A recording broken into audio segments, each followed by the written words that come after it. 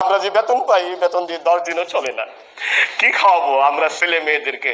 আমরা তো অন্য কোনো আয় ইনকাম করি না। বাংলাদেশ সরকারের কাছে আমার প্রথম যে দাবি এটা হলো যে আমরা 20টা গ্রেডে অবস্থান করছি, এই 20 গ্রেড থেকে 10 গ্রেডে আমাদের কর্মচারীদেরকে নামিয়ে আনতে হবে। আপনারা কি এটা চান? জনপ্রশাসন মন্ত্রণালয়ের যে প্রতিমন্ত্রী ছিলেন, পরে মন্ত্রী হয়েছিলেন, ফরাজ সাহেবের কাছে আমি গেছি। ডিসি সম্মেলনে আমাদেরকে বেতন ভাতা বাড়ানোর কথা ছিল, যে টিফিন ভাতা আর একটা স্যান্ডউইচ খাইতে লাগে 40 টাকা, আমরা 6 টাকা করে টিফিন ভাতা পাই।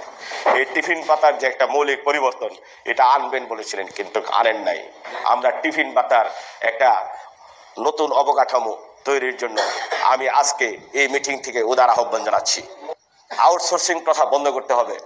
আপনাদের আমার প্রধান উপদেষ্টা বলেছেন বাংলাদেশ থেকে 17 থেকে 20তম গ্রেড সরকারি কর্মচারীদেরকে মুছে ফেলার ষড়যন্ত্র হয়েছিল।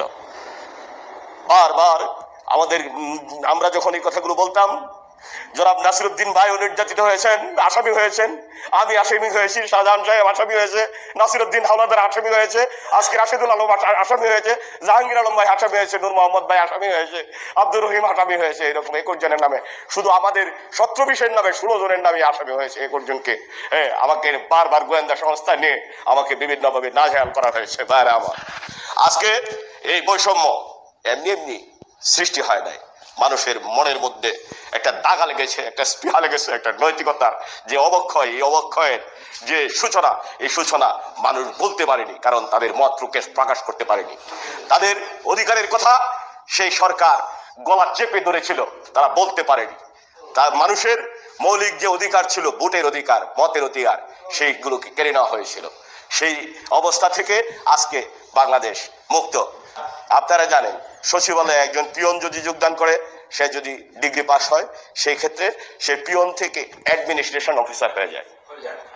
হ্যাঁ, এটা আমার সাথে যারা জয়েন করছে তারা অ্যাডমিনিস্ট্রেশন অফিসার হয়ে গেছে। আমার যোগ্যতা থাকার পরও আমরা বিশেষ করে যাইতে যাইতে প্রধান সহকারী পর্যন্ত হয়। এটা 3য় শ্রেণীর কর্মচারী, এরপরে আর কোনো অবস্থাতেই আমাদের কোনো পরিবর্তন হয় না। এই জন্য আমি আজকের যে বৈষম্য জন্য যে আমরা লড়েছি, যে বৈষম্যবিহীন সরকার আমাদেরকে বৈষম্য উপহার দিবেন, সেই বৈষম্যের অন্তর্ভুক্তির জন্য সচিবালয়ের ন্যায় পদবি পরিবর্তনের জন্য আমি জোর দাবি জানাচ্ছি। একজন সচিব পাবে ৭৮,০০০ টাকা, ৮৪,০০০ টাকা, সিনিয়র সচিব পাবে ৮৪,০০০ টাকা, আর আমি পাবো ৮,২৫০ টাকা। এটার নামই হলো বৈষম্য।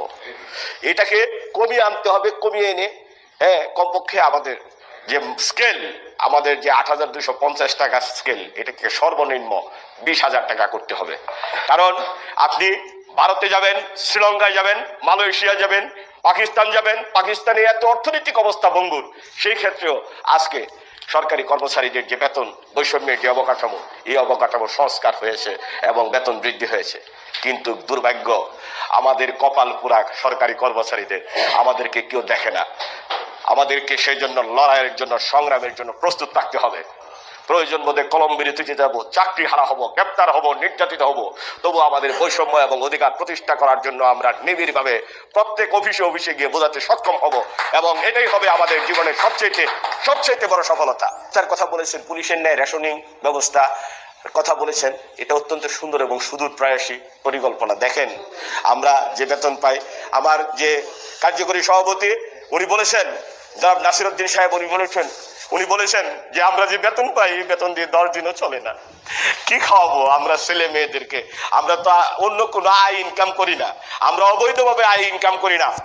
আমি অত্যন্ত স্বাগত জানাতে চাই প্রধান উপদেষ্টাকে, যে উনি আমাদের সম্পদের বিবরণ চেয়েছেন, উনি আমাদের 3 সার্টিফিকেট খুলতে বলেছেন। আমরা 3 সার্টিফিকেট খুলেছি, আমরা সম্পদের বিবরণ দাখিল করেছি।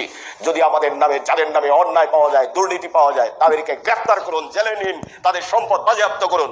এরপরেও আমরা যারা সৎ কর্মচারী আছে, তাদের বেতন বৈষম্যের অধিকারকে প্রতিষ্ঠা করার জন্য আমি মাননীয় আজকের যে প্রধান উপদেষ্টা, ওনার কাছে বিনীতভাবে আহ্বান জানাচ্ছি।